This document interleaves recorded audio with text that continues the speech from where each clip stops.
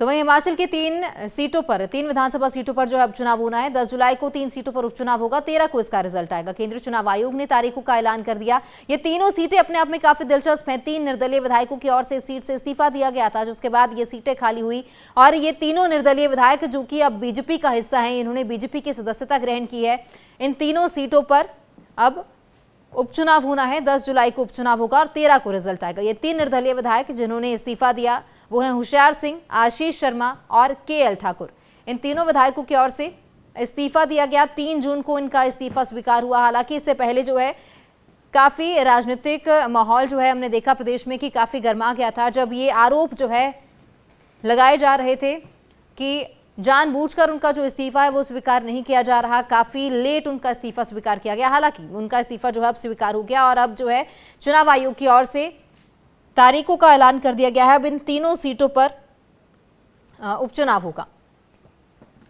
तो आपको बता दें कि कांगड़ा, सोलन और हमीरपुर में आदर्श चुनाव आचार संहिता लागू हो चुकी है। 26 जून को नामांकन वापसी होगी। 5 जुलाई को चुनाव प्रक्रिया पूरी होने के बाद आचार संहिता हटेगी। केंद्रीय चुनाव आयोग ने हिमाचल प्रदेश की 3 सीटों पर चुनाव की तारीखों का ऐलान कर दिया है। कहीं ना कहीं इन्होंने अपनी जो आजाद प्रत्याशी के रूप में विधायकी थी उसको बेचा है। या तो ये इतने संत होते कि सोचते कि हम राजनीति छोड़ रहे हैं, हम इतने दुखी हो गए, चुनाव भी लड़ना चाहते हैं, अपनी विधायकी को बेचकर फिर दोबारा से प्रत्याशी बनना चाहते हैं। ये देखने वाली बात है और हिमाचल की जनता ने तय करना है। हिमाचल की जनता ने तय किया और मेरा मानना है कि ये तीनों विधानसभा क्षेत्र की जनता ने भी तय करना है कि ईमानदारी से जो आपने 5 साल के लिए चुनकर जो विधायक बेचे थे, उन्होंने 1.5 साल में क्यों इस्तीफा दिया और क्या अगले 3.5 साल का चुनाव लड़ेंगे कि नहीं लड़ेंगे।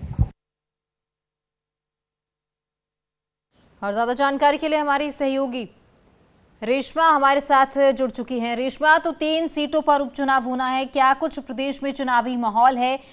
क्या लगता है इन तीनों सीटों पर कौन काबिज होगा? क्योंकि इन तीनों निर्दलीय विधायकों की ओर से इस्तीफा तो दे दिया गया, बीजेपी भी ज्वाइन कर ली गई, लेकिन अब इस सीट पर क्या बीजेपी काबिज हो पाएगी या कांग्रेस बाजी मारेगी? क्या कुछ लगता है चुनावी माहौल को देखते हुए?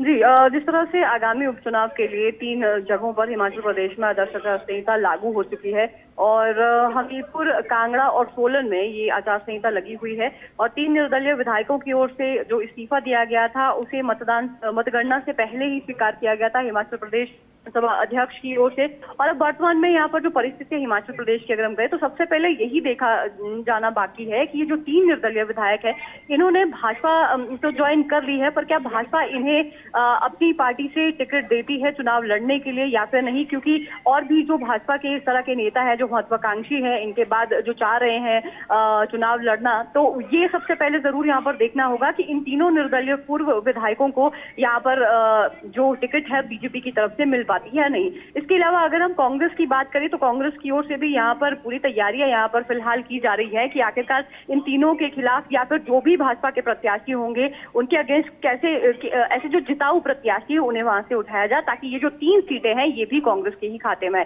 बात अगर अभी हाल ही में जो उपचुनाव हुए हैं हिमाचल प्रदेश में 6 सीटों पर चुनाव हुए थे, जिसमें से 4 सीटें हिमाचल प्रदेश में वो भाजपा की जगह कांग्रेस को गई थी और 2 सीटें यहाँ पर बीजेपी के पास गई थी। और यहाँ पर अगर हम कांग्रेस की बात करें तो उनकी ओर से लगातार यही कहा जा रहा है कि उपचुनाव में जो दल बदल की जो राजनीति यहाँ पर की गई है भाजपा की ओर से, वो प्रदेश की जनता ने उसे स्वीकार यहाँ पर नहीं किया है फिलहाल। तो ऐसे में आने वाले जो उपचुनाव होंगे उसमें भी यहाँ पर सीधे तौर पर जो प्रदेश की जनता है यानी कि जो तीनों जिलों की जनता है वो यहाँ पर कांग्रेस को ही अपना समर्थन यहाँ पर देने वाली है। लेकिन बीजेपी भी अपनी ओर से यहाँ पर पूरी तरह से आश्वस्त है क्योंकि उनका यही कहना है कि बहरहाल उपचुनाव में तो उतना अच्छा प्रदर्शन यहाँ पर नहीं हो पाए, लेकिन लोकसभा चुनाव के मद्देनजर और जिस तरह से केंद्र सरकार की नीतियां हैं उसको देखते हुए लोकसभा की 4 और उपचुनाव की 2 सीटें यहाँ पर बीजेपी के पास गई हैं। तो ऐसे में यहाँ पर एक हम कह सकते हैं कि परिस्थितियां फिलहाल अभी यही बनी हुई है कि भाजपा और कांग्रेस में से कौन से ऐसे प्रत्याशी हैं जो इन उपचुनाव में आने वाले समय में उतरते हैं।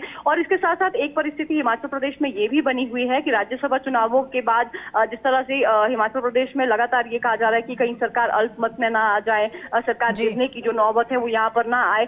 जैसे ही लोकसभा और उपचुनाव खत्म हुए, भाजपा भी लगातार यही कह रही है कि अभी भी जो सरकार के ऊपर संकट है वो टला नहीं है। भले ही 4 तारीख को प्रदेश सरकार में बदलाव नहीं हुआ, लेकिन इसमें थोड़ी सी जो देरी है वो यहाँ पर जरूर हुई है। तो अब देखना होगा कि आने वाले समय में जो उपचुनाव होते हैं, सबसे पहले प्रत्याशी यहाँ पर कौन रहेंगे, उसके बाद रेशमा, बिल्कुल जब प्रदेश में लोकसभा के चुनाव हुए तो चारों सीटें लोकसभा की बीजेपी ने जीत ली, लेकिन जब 6 सीटों पर उपचुनाव हुए थे तो 4 सीटें कांग्रेस ने जीती, 2 बीजेपी ने। ये जो रुझान थे वो काफी दिलचस्प थे, लेकिन अब इस बीच कांग्रेस की सरकार प्रदेश में है और 3 निर्दलीय विधायक जिन्होंने इस्तीफा दिया, वो उन सीटों पर एक बार फिर से उपचुनाव होना है। स्थिति काफी जो है तनावपूर्ण यहाँ पर देखी जा सकती है। रेशमा, फिलहाल ये मैं जानना चाहूंगी कि अभी मौजूदा तस्वीर क्या है, क्या कुछ तैयारियां प्रदेश में इन चुनावों को लेकर की जा रही हैं और क्या कौन कौन से वो नाम हैं जो कि बीजेपी या कांग्रेस मैदान में उतार सकती है, जिन पर चर्चा ज्यादा हो रही है? सबसे पहले अगर हम बात करें तो सबसे पहले यही देखना होगा कि जो प्रत्याशी है, प्रत्याशियों के नाम की घोषणा कितनी जल्दी यहाँ पर की जा सकती है कांग्रेस और भाजपा की ओर से। लेकिन कांग्रेस की अगर हम बात करें तो यहाँ पर नालागढ़ में इस तरह की परिस्थितियां बन रही हैं कि जो बीजेपी में शामिल हुए थे कांग्रेस के पहले जो पूर्व विधायक रहे हैं लखविंदर सिंह राणा, उनका नाम यहाँ पर जरूर लिया जा रहा है कि ऐसी संभावना हो सकती है कि वो कांग्रेस यहाँ पर ज्वाइन करें और उसके बाद जाके वो चुनावी मैदान में यहाँ पर उतरे। दूसरी अगर हम बात करें देहरा की, देहरा में जो होशियार सिंह है, निर्दलीय विधायक थे, पूर्व विधायक हैं, तो उनकी अगर हम कहें तो उनके कद का जो नेता है, कौन उनके अगेंस्ट वहां पर चुनाव लड़ेगा। और अगर हम बात करें इससे पहले हिमाचल प्रदेश के मुख्यमंत्री ने ये जरूर इशारा दिया था कि उनकी जो पत्नी है कमलेश ठाकुर, वो वहां से प्रत्याशी हो सकती है। इस तरह की जो हम कह सकते हैं कि जो एक संकेत है मुख्यमंत्री ने पहले यहाँ पर जरूर दिए थे, लेकिन बहरहाल अभी इस बारे में जो फैसला है वो कांग्रेस आला कमान को ही करना है। हमीरपुर सदर की अगर हम बात करें, जहां से आशीष शर्मा पूर्व विधायक थे, निर्दलीय विधायक थे, तो उनका भी वहां पर जिस तरह से काफी अच्छा होल्ड है और उनके कद का कोई जो नेता वहां पर है वो कांग्रेस की ओर से कौन यहाँ पर उतारा जाता है वो भी यहाँ पर देखना होगा। क्योंकि जब इस बारे में जो संसदीय कार्य मंत्री है हर्षवर्धन चौहान, उनसे जब तीनों सीटों के ऊपर यहाँ पर पूछा गया तो उन्होंने यही कहा है कि जल्दी ही इस बारे में यहाँ पर विचार किया जाएगा जो कांग्रेस आला कमान है। क्योंकि अभी तो जो लोकसभा चुनाव में हिमाचल प्रदेश में हार हुई है और प्रदर्शन इतना अच्छा क्यों नहीं रहा कांग्रेस का, उसको लेकर ही आला कमान यहाँ पर जो हम कह सकते हैं कि मीटिंग्स और जो सारा फीडबैक है वो फिलहाल यहाँ पर लिया जा रहा है। तो 1-2 दिन में जरूर यहाँ पर प्रत्याशियों को लेकर और आने वाले समय में चुनावों को लेकर रणनीति किस तरह से बनानी है, दोनों ही दल यहाँ पर तैयारियां कर रहे हैं। और ये जरूर यहाँ पर रेशमा, आखिरी सवाल, जब लोकसभा के चुनाव हुए तो बीजेपी ने 4 सीटों पर जीत दर्ज की, लेकिन वोट परसेंटेज में गिरावट बीजेपी की देखने को मिली थी। वहीं कांग्रेस जो है 4 उपचुनाव में जो है 4 सीटों पर जीत दर्ज कर चुकी है। तो क्या इसका भी खामियाजा कहीं ना कहीं बीजेपी को भुगतना पड़ सकता है? जी, लोकसभा चुनाव की अगर हम बात करें एकदम से जो वोट परसेंटेज, क्योंकि चारों प्रत्याशी भले ही जीते हैं लेकिन 2019 से अगर उसकी तुलना की जाए तो वोट परसेंटेज काफी कम गिरा, बहुत ज्यादा गिरा है। अगर हम बात करें तो इसका सीधा कारण एक तो ये रहा है कि हिमाचल प्रदेश में जो 2 प्रत्याशी थे वो पहले पूर्व में भी सांसद रह चुके, तो कहीं ना कहीं एंटी इनकम्बेंसी भी देखने को मिली। और दूसरा, हिमाचल प्रदेश में उपचुनाव भी थे, एक ये नारा जरूर हिमाचल प्रदेश में देखने को मिला, 1 vote for CM 1 vote for PM, तो इसका भी असर जरूर यहाँ पर देखने को मिला है। उपचुनाव की अगर हम बात करें तो यहाँ पर सीधे तौर पर जो जनता है हिमाचल प्रदेश की, उन्होंने जो दल बदल की राजनीति है, जिस तरह से कांग्रेस के लोग भी कह रहे हैं, उसे यहाँ पर स्वीकारा नहीं है। क्योंकि सीधा इसका असर जो है जनता और जो विकास कार्य होते हैं उनके ऊपर देखने को मिलता है। क्योंकि 14 महीने के अंदर अंदर जब विधायक यहाँ पर बदल जाते हैं, इस तरह की परिस्थितियां जब बनती है, तो सीधे तौर पर जनता यहाँ पर प्रभावित होती है। तो कहीं ना कहीं ये चीज जरूर देखने को मिली, नुकसान यहाँ पर बीजेपी को उपचुनाव में जरूर देखने को मिला। बिल्कुल रेशमा, ये तस्वीर वाकई दिलचस्प होगी कि आखिर इन सीटों पर किन्हें प्रत्याशी उतारा जाता है और कौन इस सीटों पर जीत दर्ज करता है। फिलहाल बहुत शुक्रिया रेशमा तमाम जानकारी के लिए।